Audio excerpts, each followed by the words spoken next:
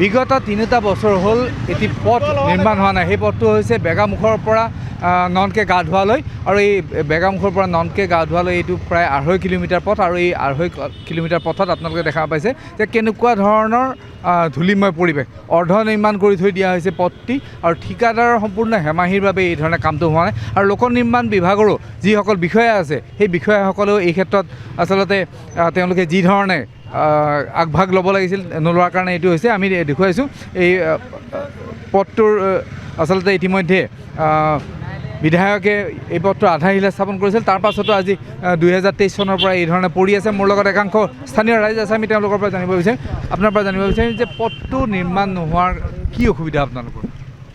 নিৰ্মাণ নোহোৱাৰ অসুবিধা মানে এইখন ৰাস্তাৰে আমাৰ ইফালে চাপৰি নগাঁৱলৈকে যিমান সংখ্যালঘু অঞ্চল আছে বা চব মানুহে এইটো ৰাস্তাৰে যাতায়াতৰ ব্যৱস্থা। মূল ৰাস্তা হ'ল এইটো। ইয়াত কমচে কম আপোনাৰ কণ্টিনিউ ২০ৰ পৰা ৩০,০০০ মানুহে যাতায়াত কৰে। এটা ৰাস্তাটো এনেই ঠেক, তথাপিও ৰাস্তাটো আজি ৩ বছৰ উকলি গ'ল, ৰাস্তাটো ঠিক কৰা নাই। ইয়াতকৈ আগতেই ভাল আছিল।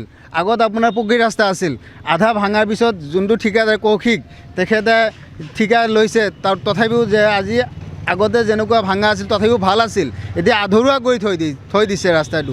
এতিয়া আমাৰ এটাই সন্দেহ হয় যে কাৰোবাৰ ছত্ৰ ছায়া তেনেকুৱা কৰি আছে নেকি। নহ'লে এইখন বিজেপি চৰকাৰৰ দিনত বহুত ৰাস্তা ঘাট আমাৰ বহুত উন্নত হৈছে, যিটো হৈছে সেইটো ক'ব লাগিব। কাৰণ আমাৰ একমাত্ৰ এয়া মংগলদৈ কেঞ্চাৰ হস্পিটেলৰ কাষৰ পৰা গাঁওধোৱা ঘাট পাৰলৈকে ২.৫ কিলোমিটাৰ ৰাস্তা। এইটো আধা ৰাস্তা আপোনালোকে নিশ্চয় চাব যে এয়া সন্ধিয়া হোৱাই নাই, কিমান ভিৰ হৈ আছে এইটো ৰাস্তাত। তেতিয়াহ'লে মৰ্ণিং টাইম কিমান ভিৰ হয়, কাৰণ এইটো ৰাস্তাৰে কমচে কম ১৫,০০০ পৰা ১২,০০০ স্কুলীয়া ছাত্ৰ ছাত্ৰী, কলেজীয়া ছাত্ৰ ছাত্ৰী অহা যোৱা কৰে, আৰু মিস্ত্ৰী কাম কৰা মানুহবিলাকে এইটো ৰাস্তাৰে অহা যোৱা কৰে। ৰাতিপুৱা এতিয়া সন্ধিয়াই হোৱা নাই।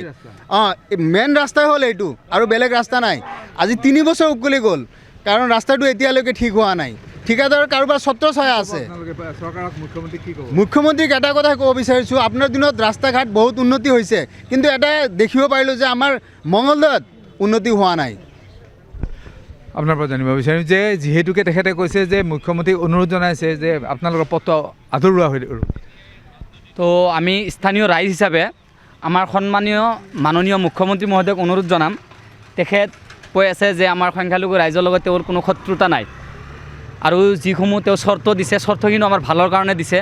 আমি সেইখিনি চৰ্ত আমি আগৰ পৰাই মানি আহিছোঁ।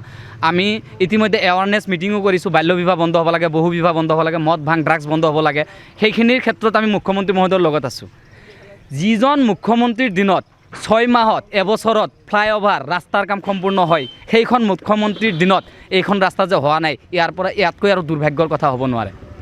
আৰু এটা কথা, যিজন কৌশিক ৰায়ৰ কথা কৈছে, কৌশিক চৌধুৰী, তেখেতৰ ঠিকাদাৰৰ অধীনত যিখন ৰাস্তা বনাই আছে, আমি লোক নিৰ্মাণ বিভাগ আৰু আয়ুক্তৰ জৰিয়তে আমি সেইজন ঠিকাদাৰৰ পৰাই কামটো হস্তান্তৰ কৰি বেলেগ এজন ঠিকাদাৰক দিবলৈ আমি দাবী জনাইছোঁ, যাতে বেলেগ এজনক ঠিকাদাৰক দি হ'লেও এইখন ৰাস্তা বাৰিষাৰ আগত আমাক কমপ্লিট কৰি দিব লাগে। এইখিনি আমাৰ মুখ্যমন্ত্ৰীৰ ওচৰত দাবী। যিসমূহ মুখ্যমন্ত্ৰীয়ে যিসমূহ আমাক কথা দিছে, যিসমূহ কথা কৈছে যে 10টা নিয়ম বান্ধি দিছোঁ, সেই 10টা নিয়ম আমি অলৰেডি মানি চলিবলৈ আমি আগৰ পৰাই আৰম্ভ কৰি দিছোঁ। যিহেতু আৰু তাৰ পিছতো আৰু এটা কথা ক'ব লাগিব, মুখ্যমন্ত্ৰী মহোদয় যিখিনি কথা কৈছে সেইখিনি কথা যদি আমি ফিল আপ কৰিব যাওঁ, তেনেহ'লে মুখ্যমন্ত্ৰী মহোদয়ক আপোনালোকৰ চেনেলৰ জৰিয়তে আৰু এটা মই কৰজোৰে অনুৰোধ কৰিম, যিসমূহ আমাৰ চৰ চাপৰিত মানুহ আছে তাতে কমচে কম এটা দুটা 5 কিলোমিটাৰ 6 কিলোমিটাৰ দূৰে দূৰে এটা দুটা আপোনালোকে এম ই স্কুল আৰু হাই স্কুলৰ আপুনি ব্যৱস্থা কৰি দিয়ক। আপোনাৰ কৰজোৰে মিনতি এইখিনি। এয়া হৈছে আচলতে পথটোৰ বিষয়ে আমি জনাব বিচাৰিছোঁ। ৰাইজে এইটো কথা কৈছে যে ঠিকাদাৰজনৰ সম্পূৰ্ণ হেমাহিৰ কাৰণে এই ধৰণে পৰি আছে।